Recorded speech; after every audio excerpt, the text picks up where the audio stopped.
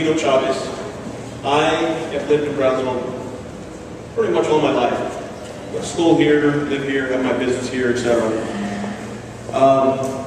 I'm here as a concerned taxpayer, and that's really all it is. As I said at the city council meeting, I could care less if Pan Am gets it or this gentleman, Mr. Quintanilla, gets it. I really don't care. All I care is about our tax dollars, number one. As I said at the city council meeting, I said, you all need to follow the process. I've done business with just about all public entities here in the valley at some point in time. Schools, cities, counties, etc. And they all kind of follow the same process. And it's the same thing that I discussed with you at public comments that was blacked out that nobody can see. Well, I have it here again, so just to review it with you. An economic impact study needs to be done, number one. Number two, an ROI analysis needs to be done, and that's just a simple return on investment analysis that will tell us how profitable is this venture. Is it profitable to us or not? Some of the surrounding communities should be invited if they're going to profit in what we do. But before you make a decision, you need to make sure that they have bought into the idea. A time for public input should be designated to determine if the public wants what our officials want. So just because you guys are elected officials doesn't give you the right to just say, hey, we're going to do it even though despite the public doesn't want it. So I'm really appreciative that you're having this forum here today, unlike at the city where, you know, there was shouting matches back and forth. And finally, an RFP needs to be created.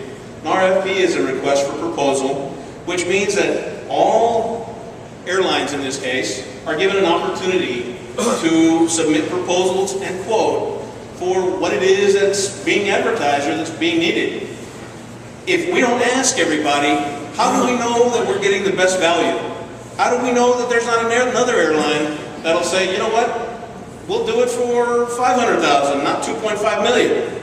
How do you know? You're spending our taxpayers' dollar. And frankly, we the people are tired of it. We just want you to be smart with our money. Jim, can you help me out here again? Sure. There is some information that I've requested of you. I requested financial information about this project. I did it with you personally, Pat, on Facebook. I did it at the city council meeting. You asked me to show up and get it. I was there. I still don't have it. I submitted my request in writing. I sent it to you. You told me to send it to Cabler. I sent it to Cabler. Then you sent it to the city secretary. I still don't have it. So you know what I did?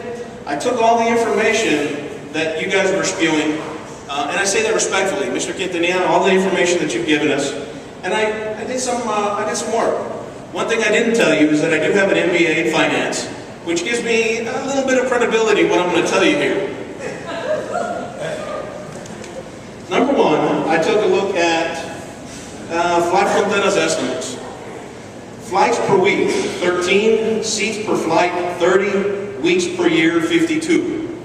That means there's a total number of seats that can be sold, and that equals 20,280. And for those of you who can't see that far, I apologize. But the total number of seats that can be sold at 100% capacity is 20,280.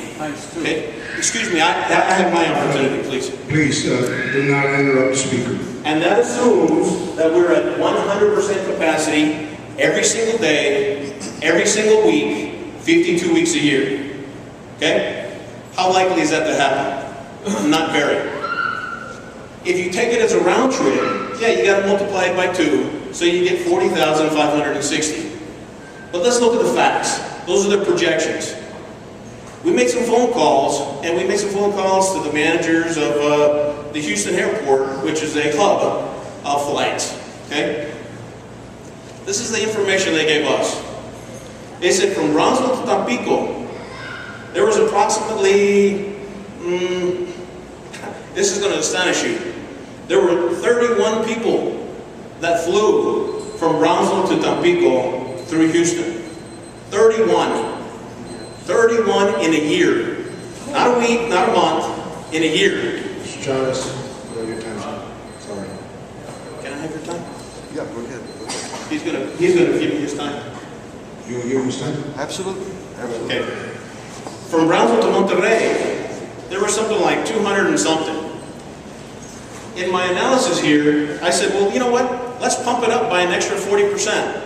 Let's imagine, well, maybe the Houston manager of the airport there gave us figures that weren't exactly correct. So I'm going to give him the benefit of the doubt, and I'm going to pump it up by another 40%, which I did. I pumped it up to 40%. Grand total here, Harlingen to Tampico, 12 people. Harlingen to Monterrey, 112 people. McAllen to Tampico, 99 people. McAllen to Monterrey, 554 people. And that's being generous, giving it an extra 40% padding above the numbers they gave us. Total seats sold for 2010, one way, was 1,174 seats. How close is that to the estimate of 20,280? Are we being taken for a ride here or what? Jim, hold this for me, please. Yes. Yes.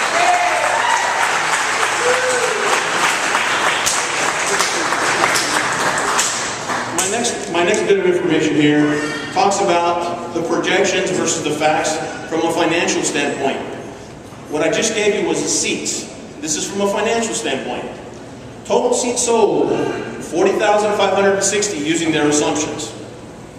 At $4.50 that we get paid in something they call a passenger facility charge, or PFC, that would mean that we would get paid $182,250 in our little, I guess let's call it a commission, that the city gets paid for allowing these flights to go through Brownsville.